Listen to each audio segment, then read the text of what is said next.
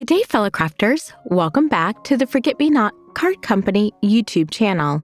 I'm Tamara, the card creator, and today we'll be crafting a little magical trick-or-treat card.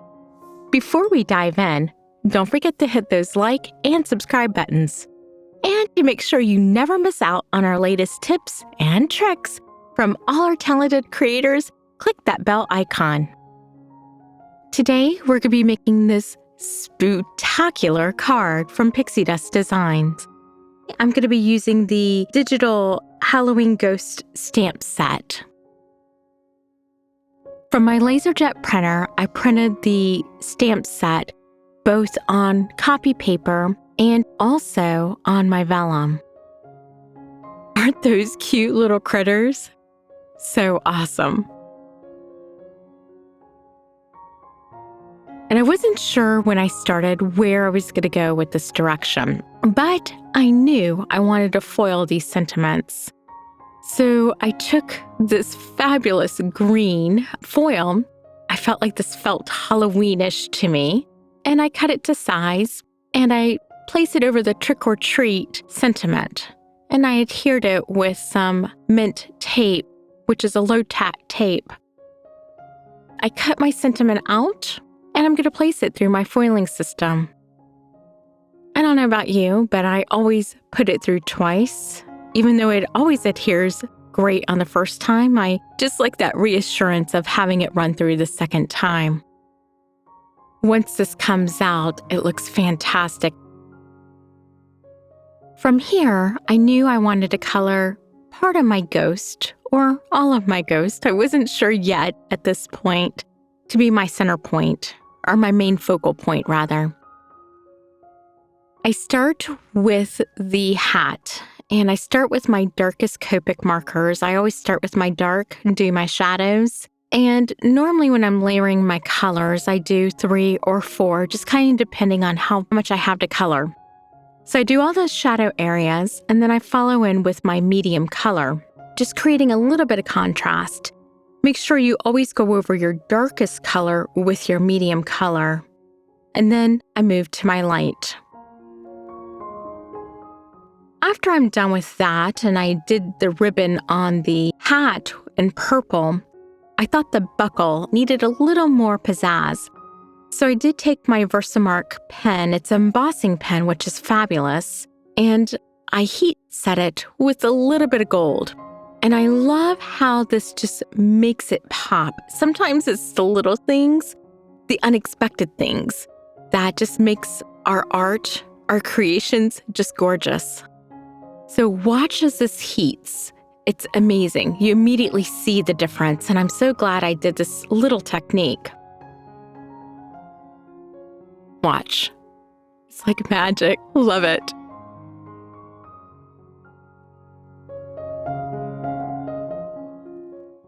Next, I decided I wanted to do the pumpkin, and it looked like the pumpkin had carrots in it. I don't know if it's supposed to be candy, but it did look like carrots to me, so that's what I went with. So here again, I start with my darkest orange, go to my medium, followed by light. The eyes look a little, I don't know, just plain to me, so I wanted to make them stand out. So I had the idea of taking my embossing pen and doing yellow embossing powder. And it brings this pumpkin to life. What a wonderful jack-o'-lantern this becomes. It's almost as if the eyes are glowing. Watch as this transforms. How awesome is that? Love it. So from here, I'm now thinking of how I want to put my card together. So what I do is I cut out my little spooky ghost, as well as my little jack-o'-lantern. And I know I'm going to use all of the jack-o'-lantern, so I cut it completely out. And for the ghost, I only want the hat and the magical wand. So that's what I cut out. It does take just a few moments to cut this out, but I felt as if the end result turned out fabulous, and I'm so glad I took this step.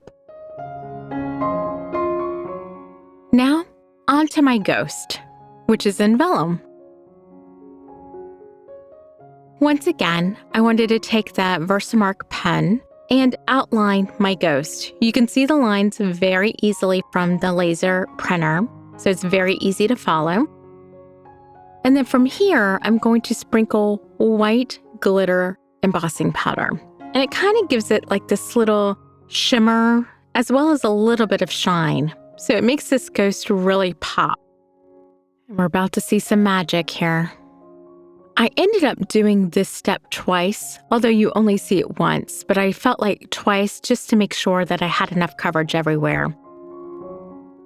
I also did the eyes in white, and you can actually see that here, even though you don't see it on video. But I wanted to adhere the hat as well as the wand to my ghost figure. So essentially, I just glue it, pop it on, let it dry. That's all I did here.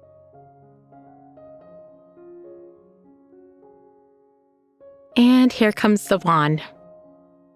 Very easy to line these up.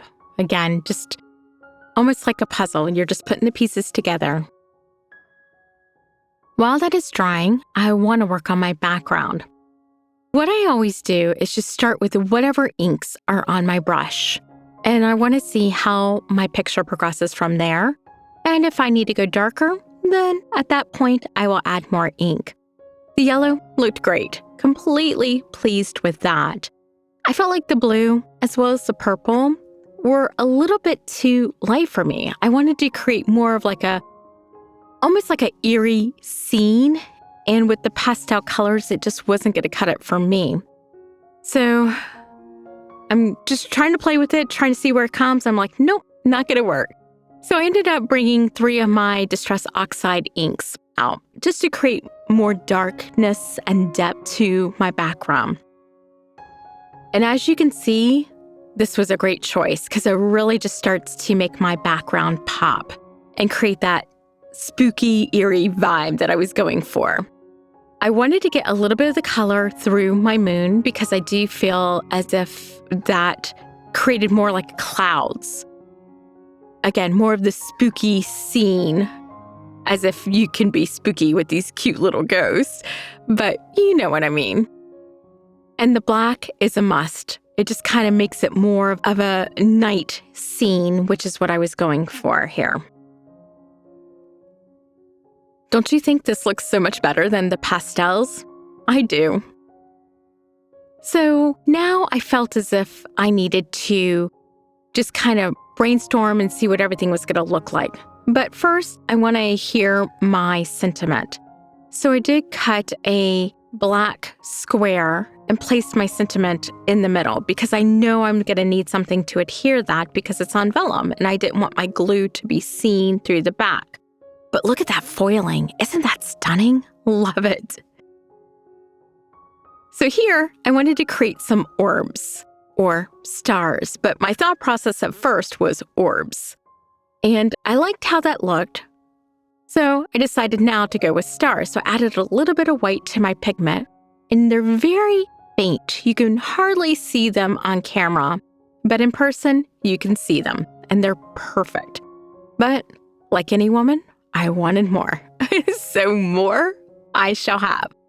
So I added a few more orbs or stars or whatever you want them to be. And I did it in white. And then I thought, a little bit of silver might be great as well, just to create more of an iridescent look. So here in just a second, my silver comes out. And now we have a little bit of silver. And that kind of gives it a little bit more shine when you tilt it in the light, as well as that foiling. So beautiful. Now I wanted to adhere my card. And I always make sure that my card is going in the right direction. One too many times I've put it on upside down or opening the wrong way. Yeah, so this is a must for me from now on. Here, I'm just trying to see what everything looks like, just trying to get like a mental picture. Okay, I like this. I like how this is coming together. So now I start adhering. And I do start with my sentiment and work my way down. I really love how that foiling turned out. I feel like when the light catches it, it's beautiful. And the eyes on the jack-o'-lantern just make that stand out perfectly. It's almost like there's a light inside of it. Now, on to our ghost. He's so adorable, so cute. And I only place the glue on my hat as well as my wand because I want the body of the ghost to be floating. So the ghost body is not adhered at all.